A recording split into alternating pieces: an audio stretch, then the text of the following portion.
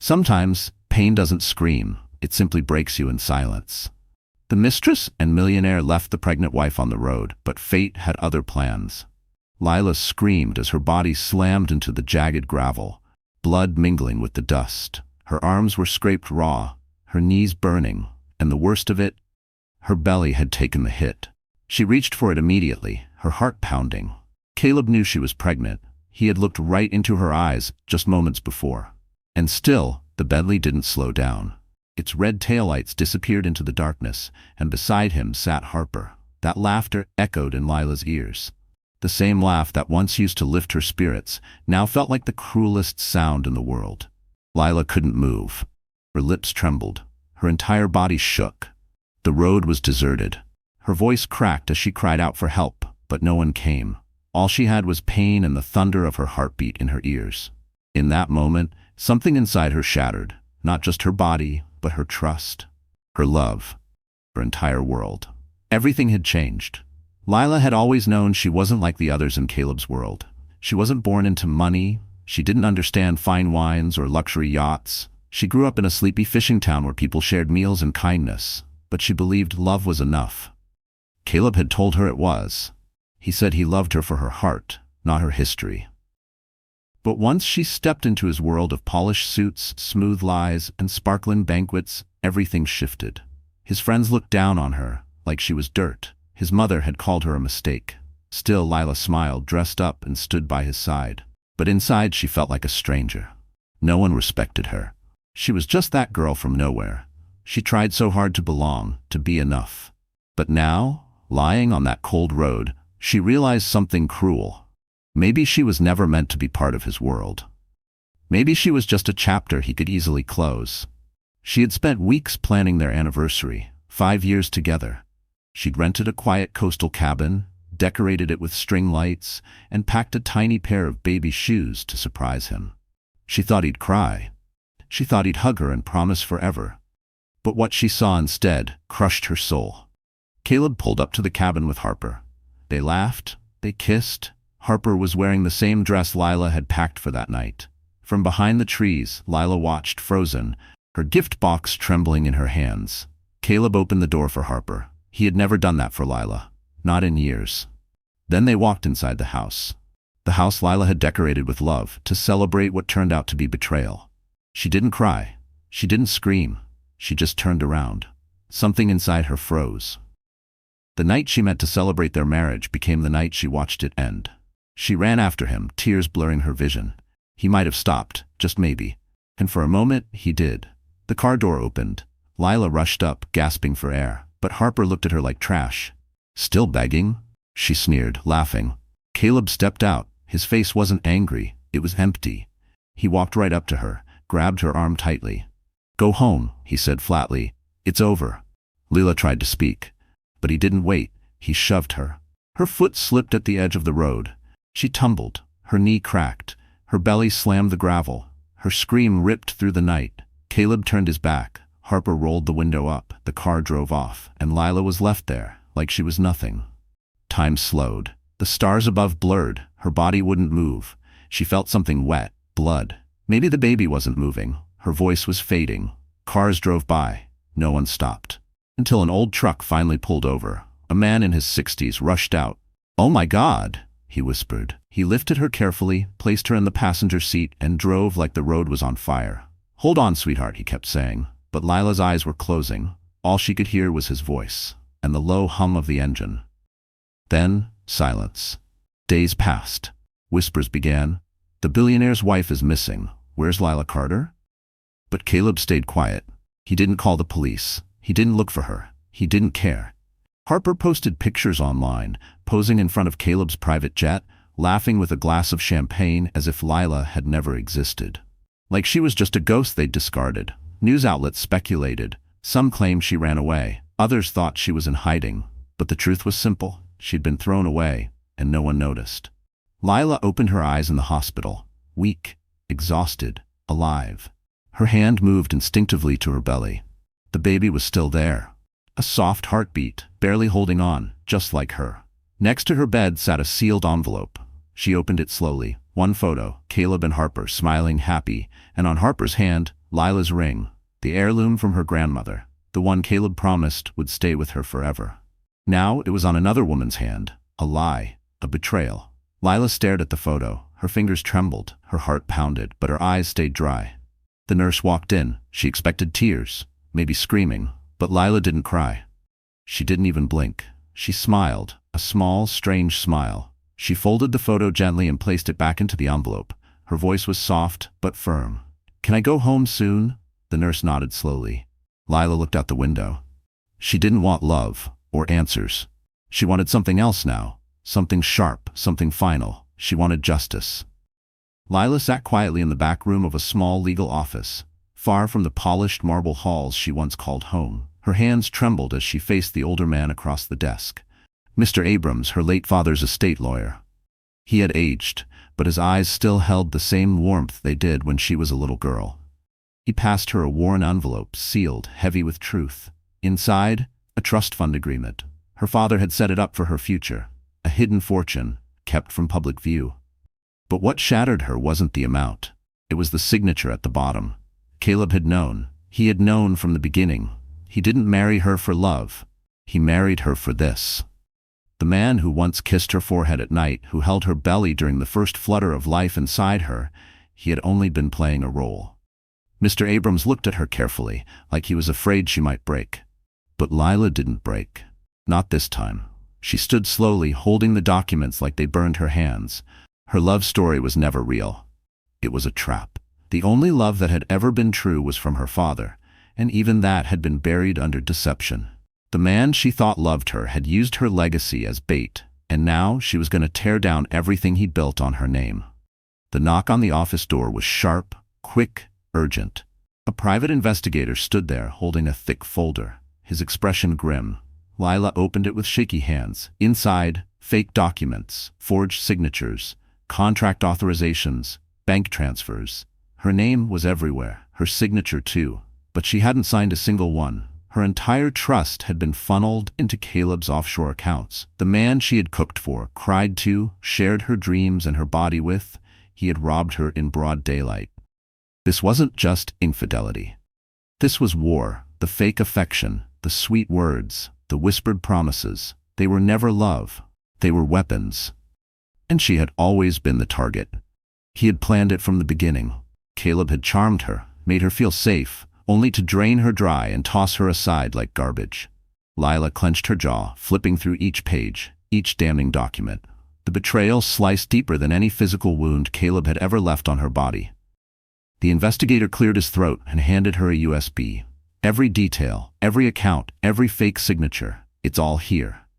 Lila nodded, eyes steely. This wasn't about heartbreak anymore.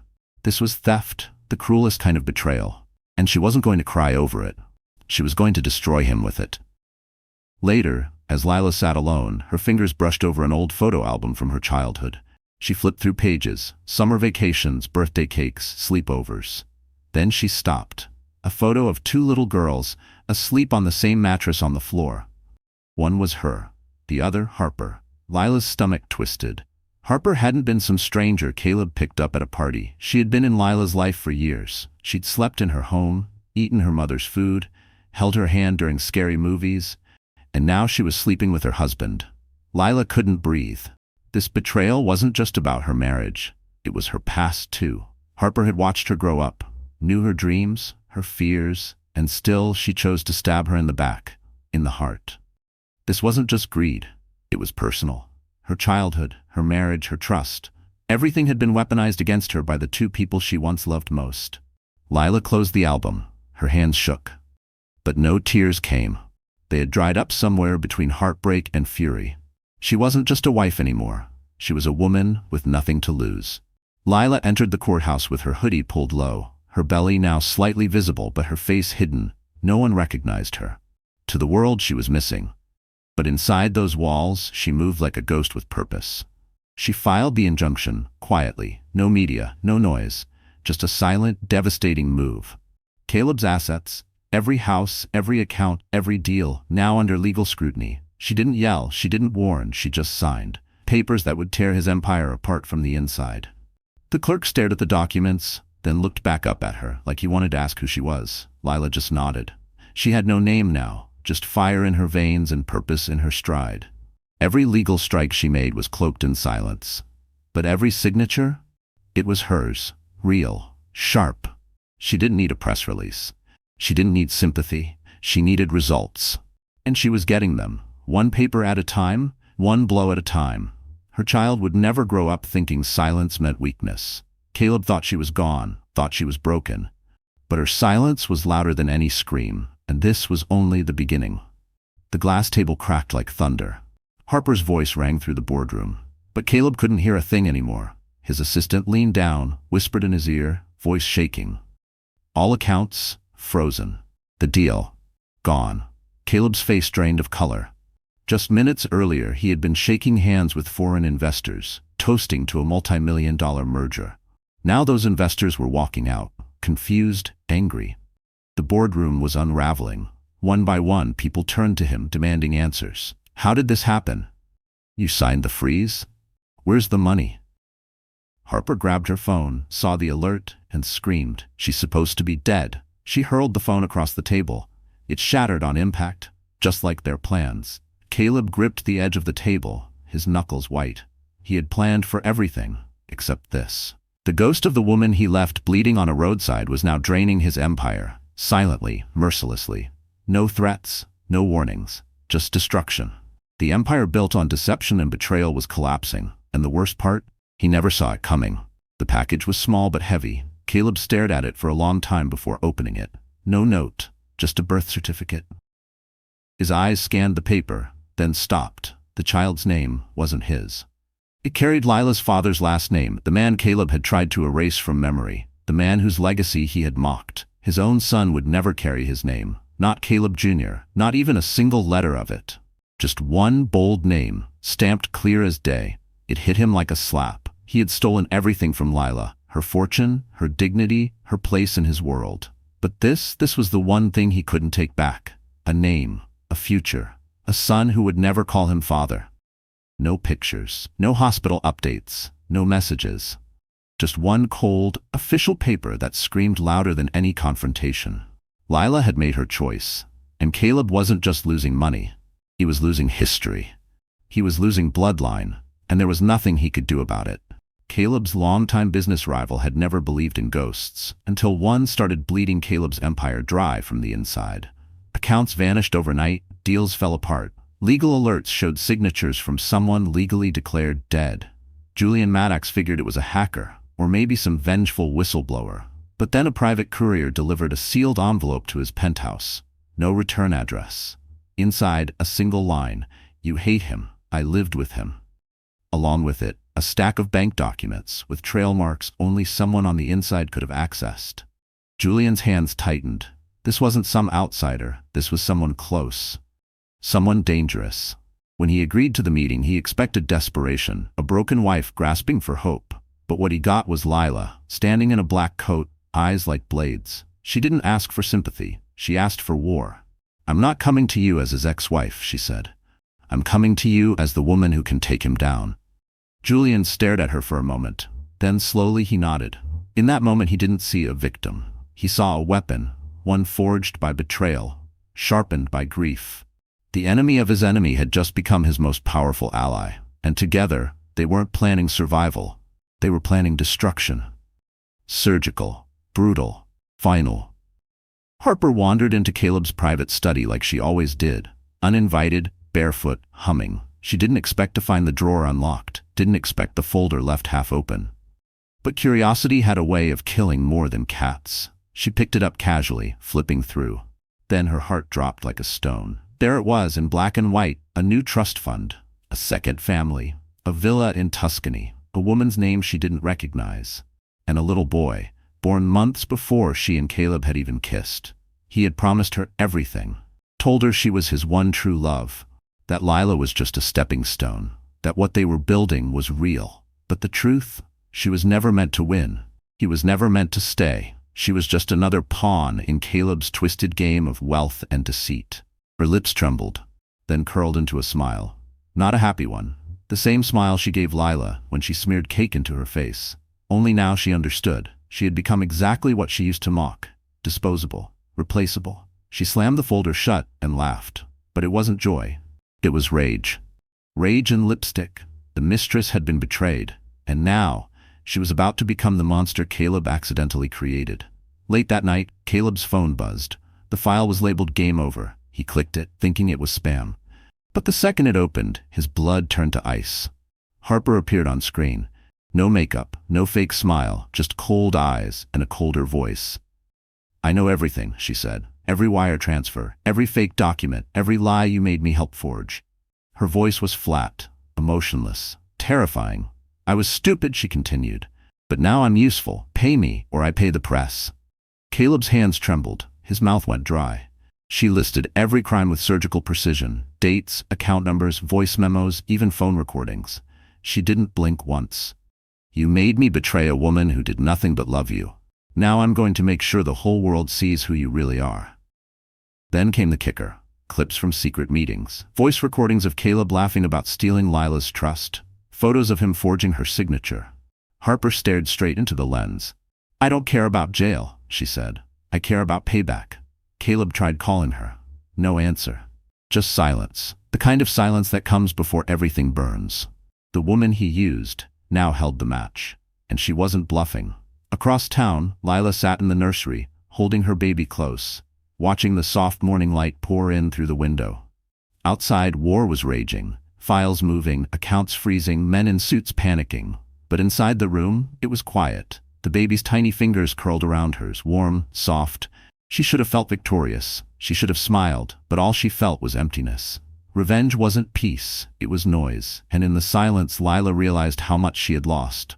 Her love, her trust, her family. Gone. The world thought she was dead. But the truth was worse. She was invisible. She had spent months plotting, surviving, fighting, but now that she held power, it felt hollow. She looked down at her child, his eyes wide, blinking with life. He was innocent, pure, her only reason now. And yet, even with him in her arms, the shadows clung to her soul. She had burned an empire to the ground. But what was she building in its place? Justice had cost more than she expected. It had taken pieces of her she'd never get back. And the darkest truth? The fight wasn't even over. Not yet.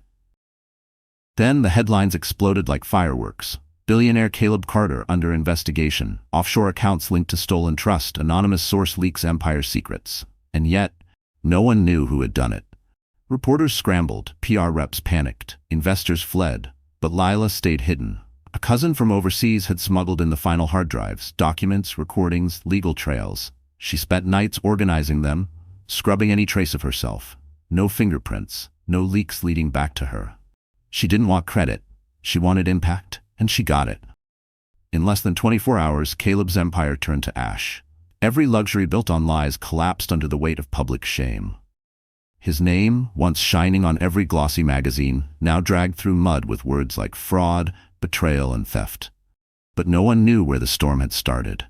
From a quiet room, baby in her arms, Lila watched it all unfold, lips silent. The media searched for a face, a voice, a victim. But she remained a ghost, not out of fear, but power. She didn't want pity. She wanted Caleb to feel what she had felt, powerless, humiliated, lost. The world once thought he was untouchable. Now he was untouchable in the worst way, hated, forever. And the best part, he didn't even know who to blame. The reckoning had no name, only fire.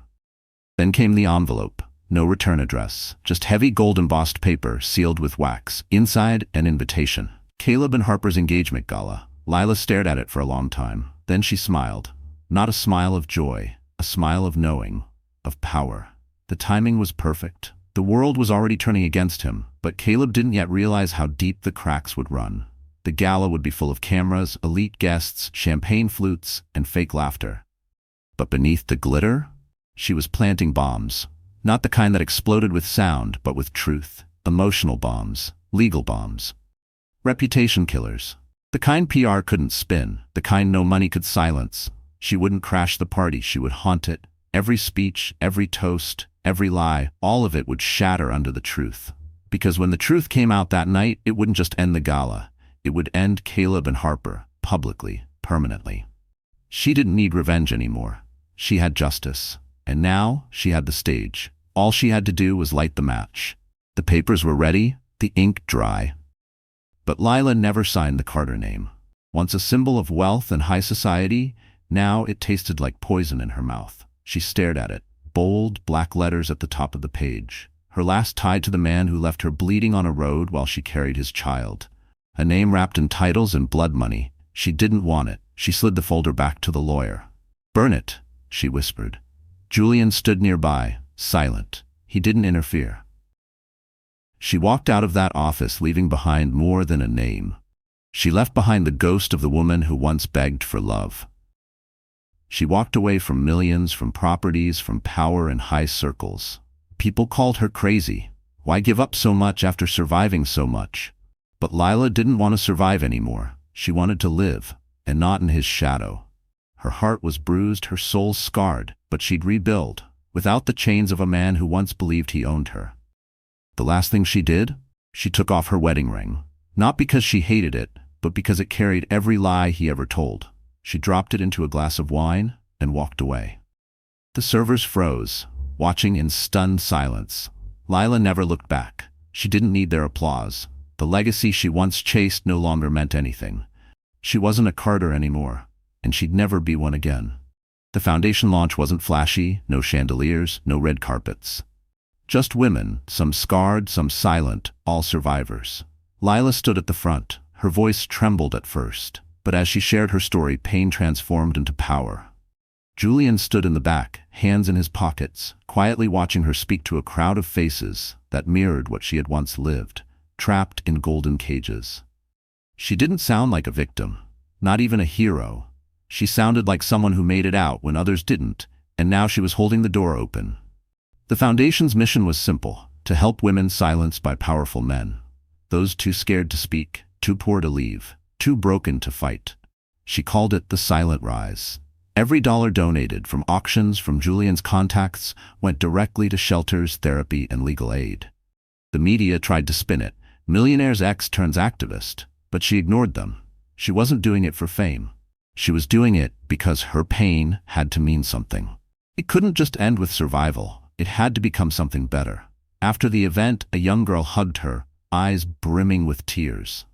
"Because of you I left," she whispered, and in that moment, every sleepless night became worth it. Lila had once lost her voice in Caleb's world of control, but now every word she spoke helped another woman find hers. And in saving them, piece by piece, she was saving herself too. This wasn't charity, it was rebellion. A quiet, powerful war. Caleb didn't fall, he crumbled. His once untouchable empire now leaked secrets like a dam burst wide open. First came the fraud charges, then the leaked emails, followed by anonymous. Witnesses, once anonymous, began stepping forward. Lila had lit the first match. The world? It added the fuel. Headlines shifted by the hour. Billionaire's fraud ring exposed. Carter Global facing collapse. Former CEO under investigation. Boardrooms that once trembled at Caleb's voice now slammed doors in his face. His allies vanished like smoke. No one wanted to be caught next to a sinking ship. He tried to spin it, called it a witch hunt, claimed innocence. But then came the evidence. The offshore accounts, the shell companies, the hush money. Every trick he had used to manipulate and control others now wrapped around his neck like chains. The press set up camp outside his estate. The board voted him out in under 10 minutes. He screamed, he threatened, but no one listened, not anymore. His phone stopped ringing. His name, once said with awe, was now met with disgust. And the worst part? He still had no idea how the files got out. The woman he threw away had become the ghost he couldn't trace. Lila never appeared in court, never gave a statement, but her silence was louder than all his screaming. Caleb, the man who once pulled strings like a master puppeteer, now watched his own threads snap. One by one, he didn't lose to money, he didn't lose to power. He lost to the one person he thought he had destroyed, and he would never recover from it. Harper used to be envied, flashing diamonds, sitting front row, draped over Caleb's arm. Now, she couldn't walk into a coffee shop without the whispers. The press devoured her. Homewrecker turned outcast. From diamond rings to dust, she wasn't a secret anymore. She was a scandal. When Caleb's empire collapsed, she thought he'd protect her. But the second the money dried up, he vanished. One morning, she woke to empty drawers and a deactivated credit card. The penthouse? Not in her name. Security changed the locks by noon. She begged. Her pride screamed at the receptionist who used to call her Miss Carter. No one answered. Friends blocked her. Brands dropped her. Every gift Caleb ever gave, repossessed. Every lie they built, now buried her. She went back to her mother's house. The same one she swore she'd never return to. Her mother didn't greet her. Just stared, shook her head, and walked away. That night, Harper stood in front of the mirror. The woman staring back at her in the mirror looked nothing like the one who once smeared cake on a pregnant wife. Her designer life was over. Her glitter, gone. And worst of all, she had no one left to betray. No one left to impress. Harper scrolled through her phone, past old photos, yachts, diamonds, champagne smiles, searching for one familiar number. But she didn't call. She knew no one was coming. She was the villain in a story the whole world now hated.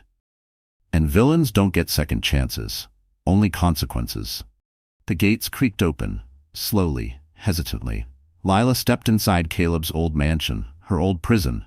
She had bought it at auction through silent bidders. No one knew, not until the deal closed. The house stood cold, echoing with memories too sharp to touch, but she wasn't there to remember. She was there to rebuild. The marble floors where she had once begged for mercy would now feel the steps of women starting over. She ordered every luxury stripped out. The wine cellar became a reading room. The pool, covered and transformed into a greenhouse. Room by room she erased him. What once radiated power and cruelty now pulsed with healing. Survivors were welcomed. No questions asked. Therapists walked the halls. No cameras, no headlines, just quiet, honest change. Julian visited once. He stood in the doorway of the old master bedroom, now a shared dorm. "You sure about this?" he asked. Lila nodded. "It's not for me anymore." The kitchen now served meals to women who hadn't eaten properly in weeks. One woman folded laundry and cried, "I used to sleep on the street. Now I sleep beneath crystal chandeliers." Lila smiled softly. The irony no longer stung, it inspired. Power used to sleep in this mansion. Now, peace lived here, and she hadn't just reclaimed the house, she had changed what it meant. It was no longer his legacy, it was hers. A home born of pain, but now used for hope. And that was worth more than gold. Julian never asked for credit, never asked for love.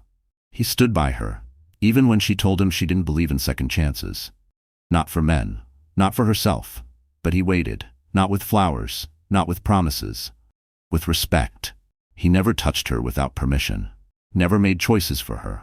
And one day, Lila looked at him, not as a threat, not as a distraction, but as a man who saw her as more than a scarred past. He didn't want to rescue her, he just wanted to walk beside her.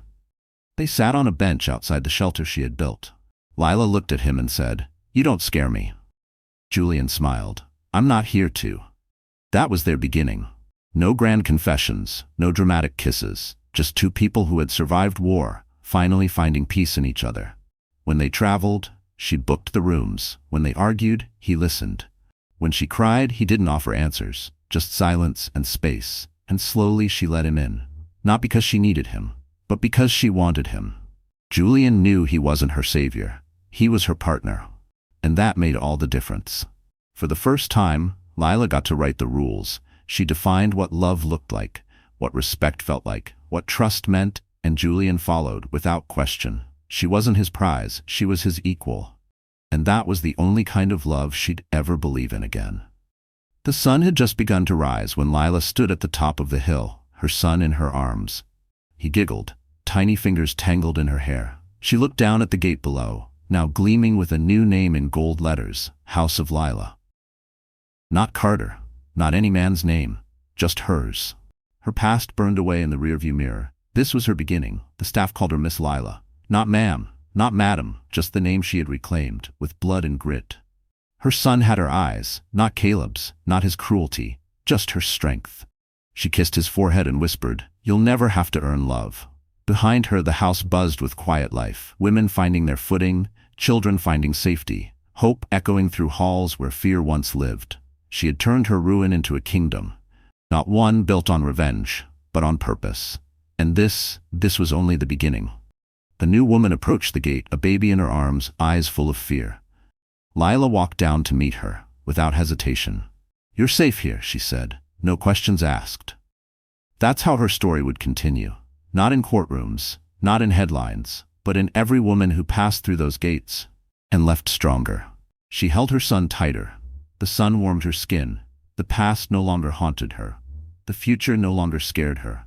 The final chapter of her pain had closed, but a new book had opened. One she would write herself. One where she was always the hero. And this time, there'd be no more villains. Dear friend, sometimes, the bravest thing we can do is begin again. Lila's journey reminds us that healing doesn't come with loud victories. It comes in quiet mornings, soft touches, and the decision to choose purpose over pain. In Stoic philosophy, they say, the obstacle is the way. And Lila, she didn't just walk through the fire, she used it to light the path for others.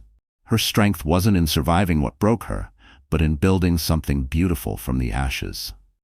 And that, dear friend, is where real power lives. Your story isn't over. Maybe it's just getting started. If this story moved you, take a moment to like, share, and subscribe. It's the simplest way to help these messages reach someone who needs it today.